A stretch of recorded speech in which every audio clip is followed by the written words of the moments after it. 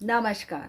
आपके चंद्रमा के दूसरे भाव में यानी कि उसके अगले भाव में या उसके पिछले भाव में जो कोई भी ग्रह बैठता है वो बहुत ज़्यादा आपके ऊपर प्रभाव डालता है। जैसे अगर चंद्रमा आपकी मिथुन राशि में है तो मिथुन राशि किसकी है? बुध की है। तो ऐसा व्यक्ति कम्युनिकेट बहुत अच्छा करेगा, बहुत अच्छी स्पीड में भी बोलेगा, टेक्निकली बहुत अच्छी बात करेगा। लेकिन जो उसके आगे ग्रह मतलब उस कर्क राशि में जो भी ग्रह बैठा है उसका प्रभाव उस पर बहुत पड़ेगा। वो ग्रह ये बताएगा कि आप कौन से एनवायरनमेंट से आए हैं, कौन सा आपका फैमिली बैकग्राउंड क्या है, क्योंकि दूसरा भाव किसका होता है? आपकी फैमिली का भी होता है। या आप के बातों में जो झलकता है कि वो किस तरीके से बोलता है, वो चीज़ आपका दूसरा भाव बताता है। इसी तरीके से आपका 12वां भाव किसका है? आपके व्यय का है।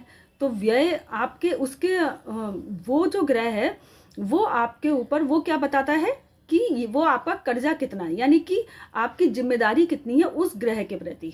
अगर शुक्र बैठा हुआ है तो शुक्र क्या है? आपका रिलेशनशिप है, आपका स्पाउस है। तो उसके प्रति आपकी कितनी जिम्मेदारी है और वो आपको निभानी पड़ेगी, वो आपका कार्मिक डेट है। तो जो भी पीछे ग्रह बैठता है चंद्रमा के, उसके प्रति आपको आपकी जिम्मेदारी या कर्जा आपको उतारना है, वो आपके ऊपर हावी रहता है। और इसी तरीके से जो आगे आने बैठने वाला ग्रह है वो आपको बताएगा कि आपको आगे जाना क्या है, कहाँ है, लक्ष्य क्या है आपका। आपके मतलब चाहे वो बोली हो, चाहे वो आपका रास्ता हो, आपको एक तरीके से रास्ता दिखाने वाला कि वो किस तरीके से आपको कहाँ पे जाना है। जैसे कार है, कार को चल रही है, अब वो आगे अगर अपना रास्ता बना रही है तो अगर उसके आगे जैसे चंद्रमा के आगे अगर कोई ग्रह बैठा है तो ये बताएगा कि वास्तव में आपको जाना कहाँ है। तो कार में बैठे वाले व्यक्ति को ये पता होगा कि आपका लक्ष्य क्या है, आपको कहाँ पहुँचना है। और यही अगर कोई भी ग्रह नहीं बैठा है तो ऐसे व्यक्ति को बहुत ज़्यादा परेशानी का सामना करना पड़ता है।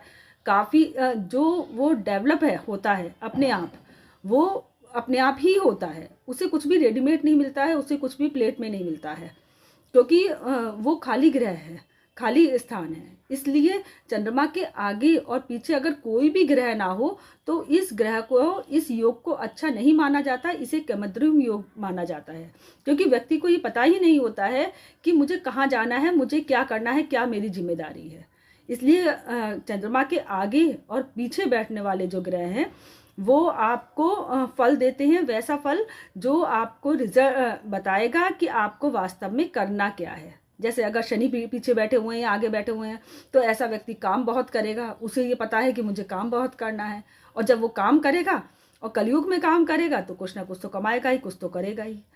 तो इसलिए चंद्रमा के आगे पीछे बैठने वाले ग्रहों को अच्छा माना जाता है, क्योंकि व्यक्ति को ये पता होता है कि उसे करना क्या है अपनी लाइफ में।